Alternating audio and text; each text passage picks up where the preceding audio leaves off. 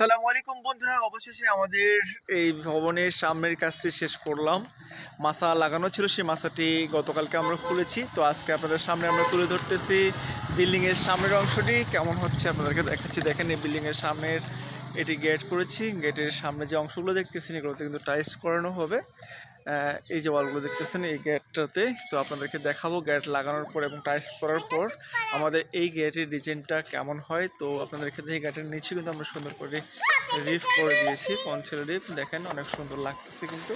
এবং সামনের যে অংশটি রয়েছে এই অংশের মধ্যে কিন্তু আমরা সুন্দর করে টাইলস করে দিচ্ছি, দেখতে পাচ্ছেন অনেক সুন্দর লাগতেছে কিন্তু রং করলে আর সামনের গ্রিলগুলো লাগালে সব মিলে কিন্তু অনেক সুন্দর লাগবে। তো বন্ধুরা, তোমাদেরকে যদি এই গেট এবং বিল্ডিংয়ের সামনের অংশটি ভালো লেগে থাকে তাহলে অবশ্যই ভিডিওটি শেয়ার করবা, অন্যদেরকে দেখার সুযোগ করে দেবা এবং কমেন্টে লিখবা যে বিল্ডিংটি কেমন হয়েছে।